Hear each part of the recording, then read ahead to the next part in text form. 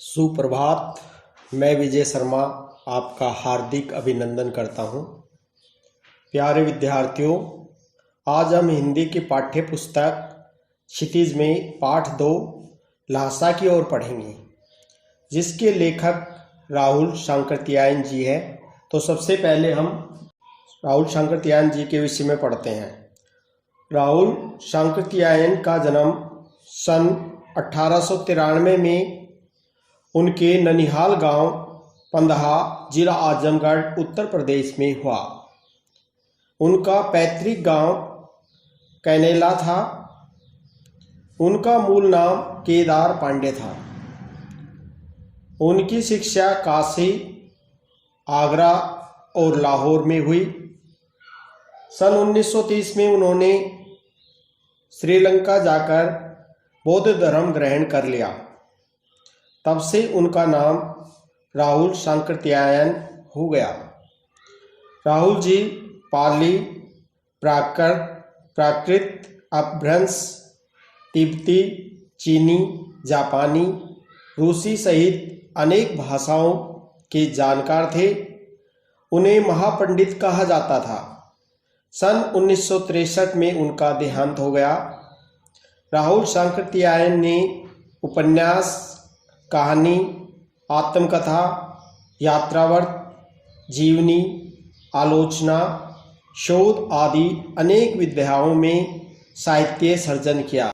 इतना ही नहीं, उन्होंने अनेक ग्रंथों का हिंदी में अनुवाद भी किया।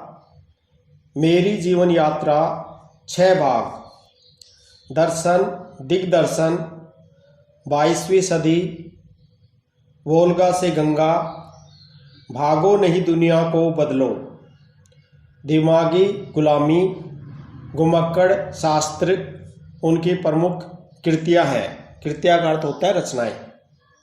साहित्य के अलावा दर्शन, राजनीति, धर्म, इतिहास, विज्ञान आदि विभिन्न विषयों पर राहुल जी द्वारा रचित पुस्तकों की संख्या लगभग 150 है। राहुल जी ने बहुत सी लुप्त प्राय सामग्री को उद्धार कर अत्यंत महत्वपूर्ण कार्य किया है। यात्रावर्त लेखन में राहुल जी का स्थान अन्यतम है। उन्होंने घुमक्कड़ी का शास्त्र रचा और उससे होने वाले लाभों का विस्तार से वर्णन करते हुए मंजिल के स्थान पर यात्रा को ही घुमक्कड़ का उद्देश्य बताया। घुमक्कड़ी से मनोरंजन, ज्ञानवर्धन एवं अज्ञात स्थलों की जानकारी के साथ साथ भाषा एवं संस्कृति का भी आदान प्रदान होता है। राहुल जी ने विभिन्न स्थानों के भौगोलिक वर्णन के अतिरिक्त वहाँ के जनजीवन की सुंदर झांकी प्रस्तुत की है। संकलित अंश राहुल जी की प्रथम तिब्बत यात्रा से लिया गया है, जो उन्होंने सन 1929-30 में नेपाल के रास्ते की थी। उस समय भारतीयों को तिब्बत यात्रा की अनुमति नहीं थी, इसलिए उन्होंने यह यात्रा एक भिखमंगे के छद्म में की थी। इसमें तिब्बत की राजधानी लहासा की ओर जाने वाले दुर्गम रास्तों का वर्णन उन्होंने बहुत ही रोचक शैली में किया है। इस यात्रा वृत्तांत से हमें उस समय के तिब्बती समाज के बारे में भी जानकारी मिलती है। लहासा की ओर पाठ हिंदी साहित्य की यात्रा वृत्तांत विद्या के अंतर्गत आता है। राहुल सांकृत्यायन जी ने पहली यात्रा नेपाल के मार्ग से की थी। उन्होंने तिब्बत की राजधानी लहासा की ओर जाने वाले कठिन मार्गों का सुंदर वर्णन किया है। लेखक ने पहाड़ों की सुंदरता व पहाड़ों को काटकर बहती हुई जलधारा का मनोरम चित्रण किया है। पाठ को पढ़कर ऐसा एहसास होता है कि लेखक के साथ साथ पाठक भी प्राकृतिक दृश्यों का आनंद उठा रहे हैं। उस समय भारतीयों को तिब्बत यात्रा की अनुमति नहीं थी। सबसे पहले लेखक ने यह यात्रा भिखमंगे के रूप में की थी। उस समय लेखक की मुलाकात बौद्ध भिक्षु सुमति के साथ हुई। सुमति को तिब्बत के गांवों में सभी लोग जानते पहचानते थे और सभी लोग सुमति का सम्मान करते थे। भिखारी वेश में होने के कारण भी लेखक को ठहरने का उचित स्थान मिल गया था। लेकिन जब लेखक ने दूसरी बार यात्रा की तो वे एक सज्जन के रूप में थे और उन्हें ठहरने के लिए भी अच्छा स्थान नहीं मिला। तिब्बत में विभिन्न जातियों के लोग आपस में मिलजुल कर प्रेम से रहते हैं। उनमें जातिगत भेदभाव भी नहीं है।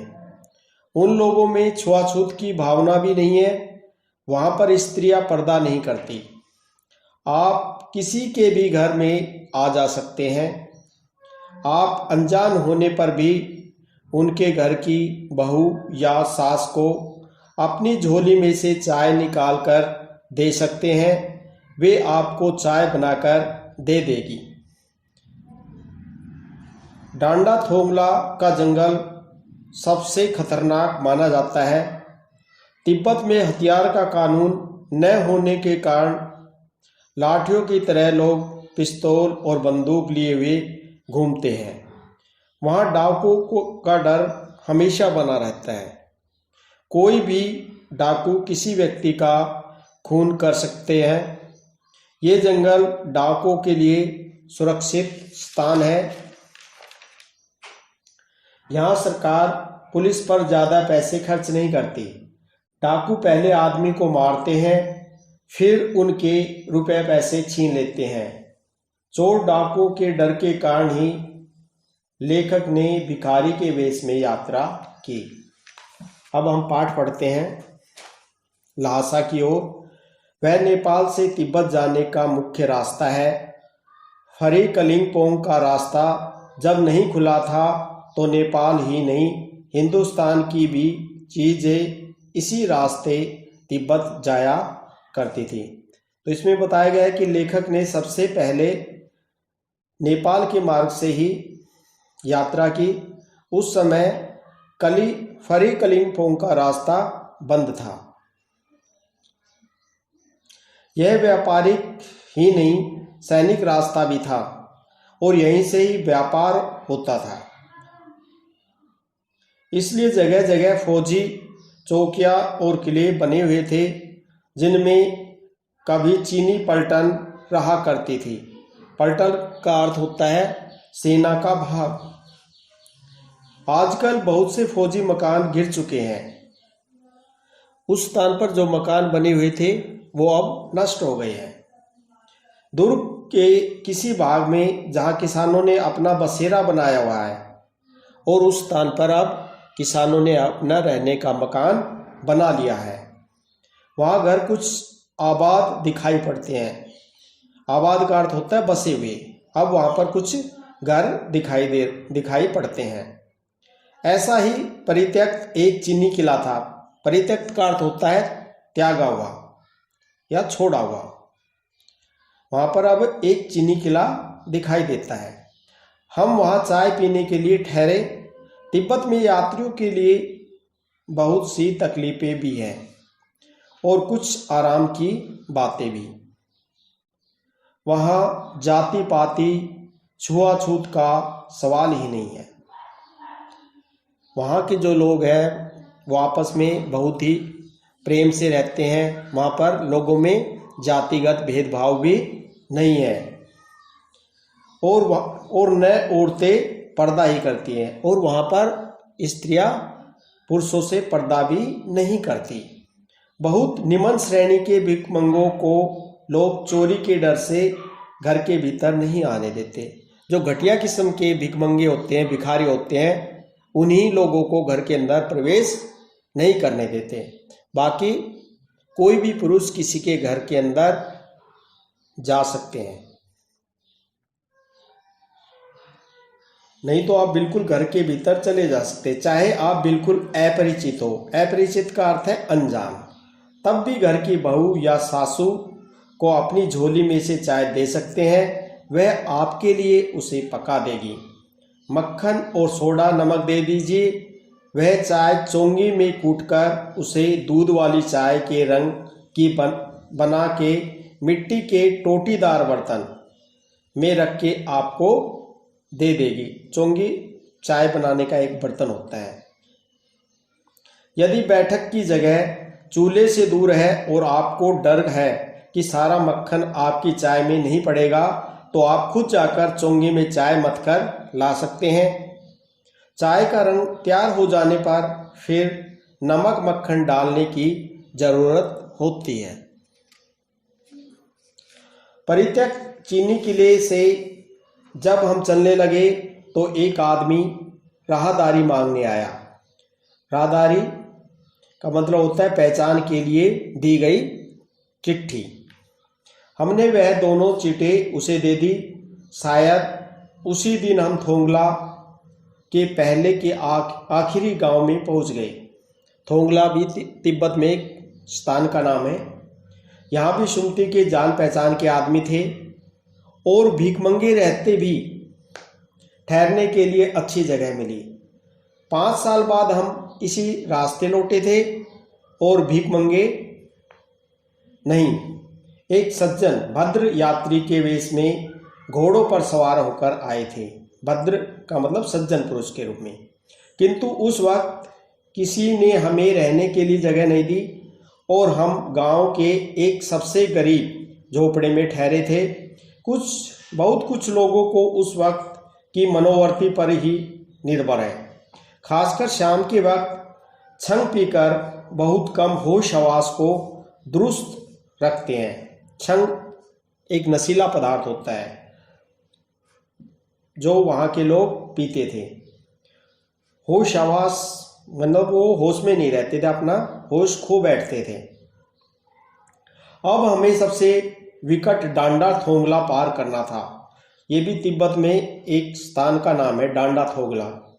डांडा का मतलब होता है ऊंचा स्थान। डांडे तिब्बत में सबसे खतरे की जगह है। 16-17 हजार फीट की ऊंचाई होने के कारण उनके दोनों तरफ मीलों तक कोई गांव गिराव नहीं होते थे। गांव गिराव का अर्थ है बस्ती। वहां पर नजदीक कोई बस्ती नहीं होती थी, वहां पर सुनसान था। नदियों के मोड़ और पहाड़ों के कोनों के कारण बहुत दूर तक आदमी को देखा नहीं जा सकता था। बस्ती न होने के कारण वहां पर कोई भी आदमी वहां पर दिखाई नहीं देता था। डाकू के लिए यही सबसे अच्छी जगह है और इस स्थान पर डाकू रहते थे, क्योंकि यहाँ पर डाकू आसानी से छिप सकते थे। तिब्बत में गांव में आकर खून हो जाए तब तो खूनी को सजा भी मिल सकती है, लेकिन इन निर्जन स्थानों पर मरे हुए आदमियों के लिए कोई परवाह नहीं करता। निर्जन का अर्थ होता है सुनसान। यह जगह सुनसान होने के कारण डाकू यहाँ पर लोगों का खून कर देते थे। सरकार खुफिया विभाग और पुलिस पर इतना खर्च नहीं करती थी। खुफिया विभाग का अर्थ होता है गुप्तचर विभाग। सरकार भी गुप्त विभाग पर इतने ज़्यादा पैसे खर्च नहीं करती थी और वहाँ गवाह भी तो कोई नहीं मिल सकता था। जब किसी व्यक्ति को वहाँ पर मार दिया जाता था तो लोग गवाही भी नहीं देते थे। डकैत पहले आदमी को मार डालते हैं, उसके बाद देखते हैं कि कुछ पैसा है कि नहीं। तो वहाँ डाकू पहले व्यक्ति को मारते थे, उसके बाद में उसके रुपए पैसे छीन लेते थे। हथियार का कानून न रहने के कारण वहाँ लाठी की तरह लोग पिस्तौल बंदूक लिए फिरते हैं। डाकू यदि जान से न मारे तो खुद उसे अपने प्राणों का खतरा है। गांव में हमें मालूम होता है कि पिछले ही साल थोंगला के पास खून हो गया। शायद खून की हम इतनी परवाह नहीं करते क्योंकि हम भीख मंगे थे, और जहां कहीं वैसी सूरत देखते टोपी उतार, जीभ निकाल, कुची कुची, 1 पैसा कहते भीख मांगने लगते। कुची कुची का अर्थ होता है दया दया। लेकिन पहाड़ की ऊंची चढ़ाई थी, पीठ पर सामान लादकर कैसे चलते, और अगला पड़ाव 16-17 मील से कम नहीं था। मैंने सुमति से कहा कि यहाँ से लंगकोर तक के लिए 2 घोड़े कर लो, सामान भी रख लेंगे और चढ़े चलेंगे। दूसरे दिन हम घोड़ों पर सवार होकर ऊपर की ओर चले। डांडे से पहले एक जगह चाय पी और दोपहर के वक्त डांडे के ऊपर जा पहुंचे। डांडे ऊंचे स्थान को कहते हैं। हम समुद्र तल से 17-18 हजार फीट ऊंचे खड़े थे। हमारी दक्षिण तरफ पूर्व से पश्चिम की ओर हिमालय के हजारों श्वेत शिखर चले गए थे। श्वेत का अर्थ होता है सफेद और शिखर का अर्थ होता है चोटियां। दक्षिण का अर्थ होता है दक्षिण। भीटे की ओर दिखने वाले पहाड़ बिल्कुल नंगे थे। भीटे का मतलब होता है टीले के आकार का ऊंचा स्थान। वहां पर जो पहाड़ थे, वहां पर जो पेड़ थे, वो बिल्कुल पत्तों रहित थे, नंगे थे। न वहां बर्फ की सफेदी थी, न किसी तरह की हरियाली। उत्तर की तरफ बहुत कम बर्फ वाली चोटियां दिखाई पड़ती थी।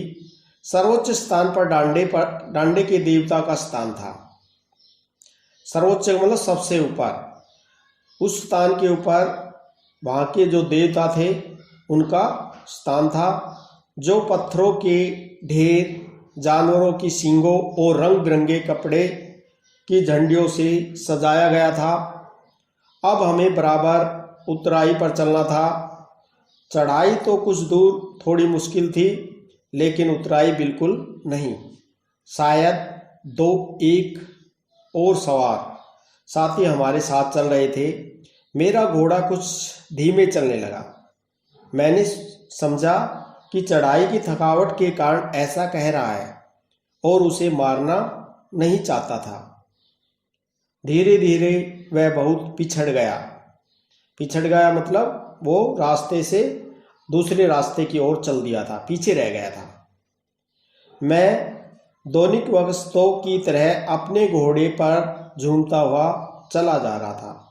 इसका मतलब है दैनिक वस्तुओं का अर्थ होता है स्पेनिश उपन्यासकार। जान नहीं पड़ता था कि घोड़ा आगे जा रहा है या पीछे। जब मैं जोर देने लगता तो वह और सुस्त पड़ जाता। एक जगह 2 रास्ते फूट रहे थे। मैं बाएं का रास्ता ले मील 1.5 मील चला गया। आगे एक घर में पूछने से पता लगा कि लंगकोर का रास्ता दाहिने वाला था। फिर लौटकर उसी को पकड़ा। 4-5 बजे के करीब मैं गांव से मील भर पर था तो सुमति इंतजार करते हुए मिले। मंगोलों का मुंह वैसे ही लाल होता है, और जब तो वह पूरे गुस्से में थे। उन्होंने कहा, मैंने 2 टोकरी कंडे के फूक डाले। कंडे का मतलब होता है गोबर से बने हुए उपले। 3-3 बार चाय को गर्म किया। मैंने बहुत नरमी से जवाब दिया, लेकिन मेरा कसूर नहीं है। मित्र देख नहीं रहे हो कैसा घोड़ा मुझे मिला है। मैं तो रात तक पहुंचने की उम्मीद रखता था। खैर, सुमति को जितनी जल्दी गुस्सा आता था उतनी ही जल्दी वह ठंडा भी हो जाता था। लंगकोर में वह एक अच्छी जगह पर ठहरे थे। यहाँ भी उनके अच्छे यजमान थे। पहले चाय सत्तू खाया गया। रात को गर्मा गर्म थुक्पा मिला। सत्तू होता है जो चने का भुना आटा हो, और थुक्पा सत्तू या चावल के साथ मूली, हड्डी और मांस के साथ पतली लेई की तरह पकाया गया एक खाद्य पदार्थ होता है। जब हम तिंगरी के विशाल मैदान में थे। तिंगरी भी एक स्थान का नाम है, तिब्बत में एक स्थान का नाम है जो पहाड़ों से घिरा टापू सा मालूम होता था, जिसमें दूर एक छोटी सी पहाड़ी मैदान के भीतर दिखाई पड़ती है। उसी पहाड़ी का नाम है तिंगरी समाधि गिरी। आसपास के गांव में भी सुमति के कितने ही यजमान थे। कपड़े की पतली पतली चीरी बत्तियों के गंडे खत्म नहीं हो सकते। चीरी का मतलब फाड़ी हुई, कपड़े की फाड़ी हुई बत्तियां। क्योंकि बोध गया से लाए गए कपड़े के खत्म हो जाने पर किसी कपड़े से बोध गया का गंडा बना लेते थे। वह अपने यजमानों के पास जाना चाहते थे।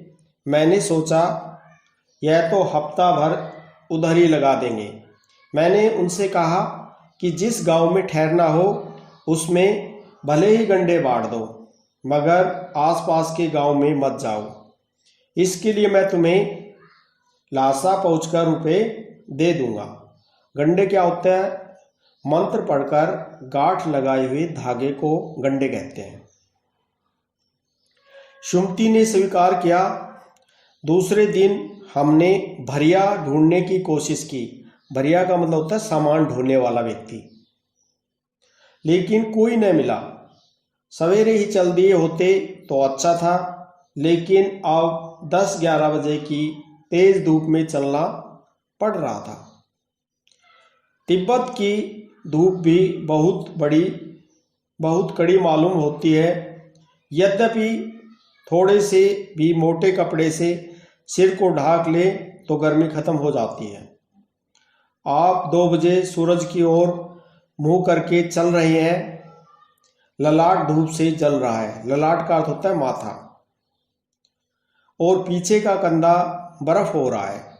फिर हमने पीठ पर अपनी अपनी चीजें लादी, डंडा हाथ में लिया और चल पड़े। यद्यपि सुमति के परिचित तिंगरी में भी थे। परिचित का अर्थ होता है जान पहचान वाले, लेकिन वह एक और यजमान से मिलना चाहते थे। इसलिए आदमी मिलने का बहाना कर शेखर विहार की ओर चलने के लिए कहा। तिब्बत की जमीन बहुत अधिक छोटे बड़े जागीरदारों में बटी है। जागीरदार कहते हैं जमीन के बड़े भूभाग वाले व्यक्ति को, जिनके पास बहुत ज़्यादा जमीन होती है। इन जागीरों का बहुत ज़्यादा हिस्सा मठों के हाथ में है। मठों का अर्थ होता है विहारों। अपनी अपनी जागीर में हर एक जागीरदार कुछ खेती खुद भी कराता है, जिसके लिए मजदूर बेगार में मिल जाते हैं। बेगार का मतलब कम रुपए में। खेतों का इंतजाम देखने के लिए वहां कोई भिक्षु भेजा जाता है, जो जागीर के आदमियों के लिए राजा से कम नहीं होता।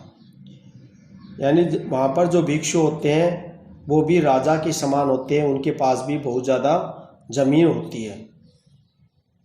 शेखर की खेती के मुखिया भिक्षु नम से बड़े भद्र पुरुष थे। भद्र का मतलब सज्जन पुरुष। वह बहुत प्रेम से मिले। हालांकि उस वक्त मेरा भेष ऐसा नहीं था कि उन्हें कुछ भी ख्याल करना चाहिए था। यहाँ एक अच्छा मंदिर था जिसमें कंजूर यानी बुद्ध वचन अनुवाद की हस्तलिखित 103 पोथियाँ रखी हुई थी। मेरा आसन भी वहीं लगा। वह बड़े मोटे कागज पर अच्छे अक्षरों में लिखी हुई थी। एक एक पोथी 15-15 शेर से कम नहीं रही होगी। सुमति ने फिर आसपास अपने यजमानों के पास जाने के बारे में पूछा। मैं अब पुस्तकों के भीतर था। पुस्तकों के भीतर का मतलब पुस्तकों में लीन यानी पुस्तकों में लगा हुआ, इसलिए मैंने उन्हें जाने के लिए कह दिया। दूसरे दिन वह गए। मैंने समझा था 2-3 दिन लगेंगे, लेकिन वह उसी दिन दोपहर बाद चले आए। तिंगरी गांव वहां से बहुत दूर नहीं था। हमने अपना अपना सामान पीठ पर उठाया और भिक्षु नमसे से विदाई लेकर चल पड़े। धन्यवाद।